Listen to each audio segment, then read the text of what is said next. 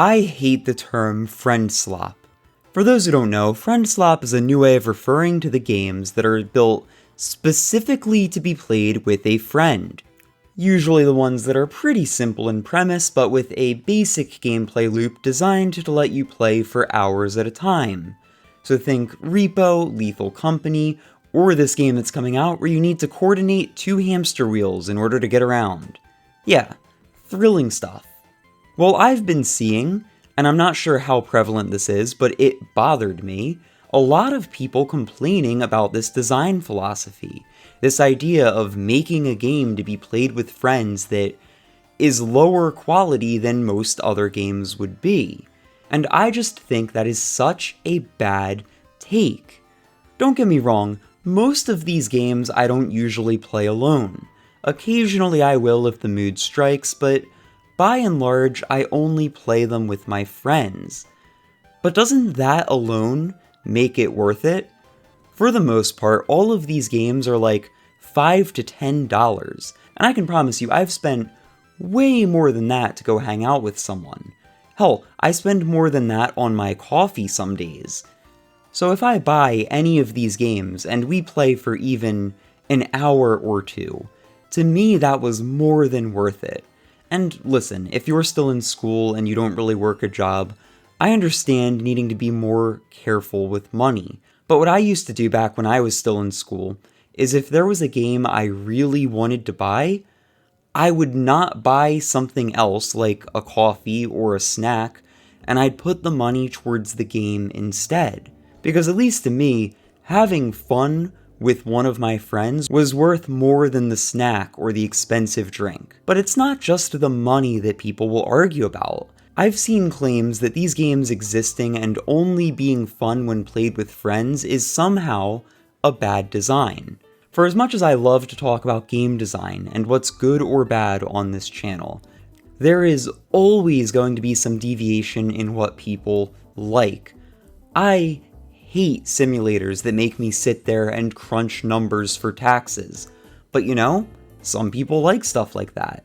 Papers, Please is a game that I played for all of 5 minutes and never touched again. And yet a lot of people adore that. Yes, these games are basic, but they're also designed to be. Because the point is that you're playing it with a friend and you're having a good time and you're able to chat as you play. One of the games that I've played the most that falls into this genre is definitely Peak. Peak was famously made in like under a month, and despite that, it blew up selling over 2 million copies. And you know what? I have had a great time just chatting with my friend, making my way up this mountain. It literally feels like I'm going on a hike with a buddy in video game form. Yes, the game can be hard sometimes, or you can lose, but for the most part, it is just a relaxing way to chat with someone while doing something in the background. These games are the definition of hanging out, except unlike when we hang out at the bar, I don't lose $60, I lose $8, and I feel better the next morning. Even beyond that though, I just hate the term Friendslop to describe games with a simple core loop that are designed to be replayable rather than cinematic. Arcade games have been doing this design for years.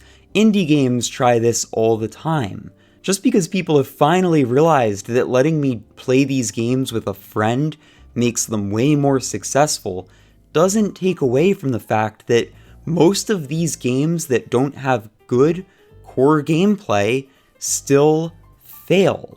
All of the major successful Friendslop actually has a really strong core game there. It's just one that wouldn't be quite engaging enough without having another person to talk to. Yet even as I say that, people speedrun these games and play them alone, so I guess I'm wrong and this is just my opinion. But that's the level of self-awareness that I'd like everyone to have. Not every game is going to be for you, but just because you think a game is low effort doesn't mean it doesn't deserve the sales that it gets. I don't see a reason to hate on stuff just because it's not your thing. And if you're ever looking for something to do with a friend, I would even strongly recommend some of these games.